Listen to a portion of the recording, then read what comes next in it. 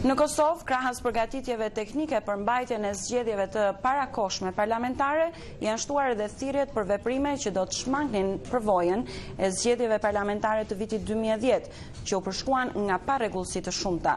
Këtyre thirrjeve sot ju bashkua dhe ambasadore amerikane në Kosovë, Tracy Ann Jacobson, e cila tha se çështja më e rëndësishme është ruajtja e shenjtërisë së votës. Nga Prishtina njofton korrespondenti ynë Besim Abazi.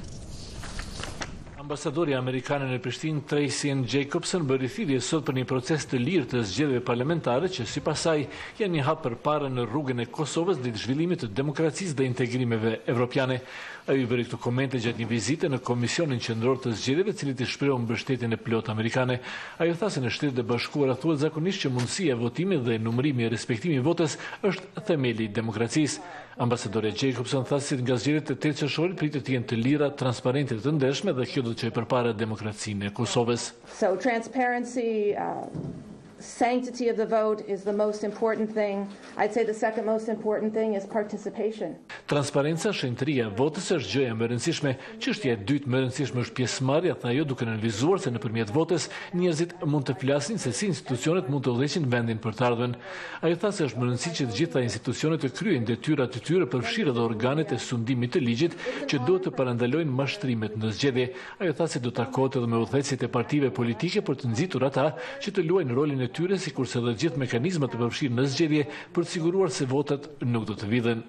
I understand in the last national elections the biggest problem was with intra-party theft, not theft. E di që në zgjedhjet e fundit kombëtare problemi më i madh ishte vjedhja brenda partive është shumë e rëndësishme të ruhet zëri i qytetarëve, tha ajo, duke siguruar se ambasada amerikane do të mbështesë procesin e votimeve drejt për drejt edhe nëpërmjet mbështetjes së vëzhguesve vendor. Ai tha se gjatë ditëve në vazhdim do të jetë përfshirë në përpjekjet e përbashkëta për të siguruar që zgjedhjet të jenë një hap përpara në rrugën e Kosovës drejt zhvillimit demokratik dhe drejt bashkimit evropian.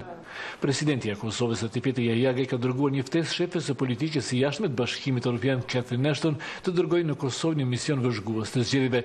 Ai ka thirrje dhe ambasadave të huaja në Kosovë të marrin pjesë në vëzhgimin e zgjedhjeve për të siguruar një proces transparent dhe një pjesëmarrje gjithëpërfshirëse.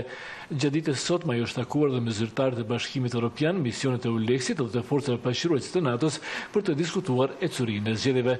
Të martën ajo kërkoi edhe misionit të Organizatës për Siguri e Bashkëpunimit në Evropë të ndihmojë postjerash mbarvajtjen e zgjedhjeve në komunat veriore të Kosovës.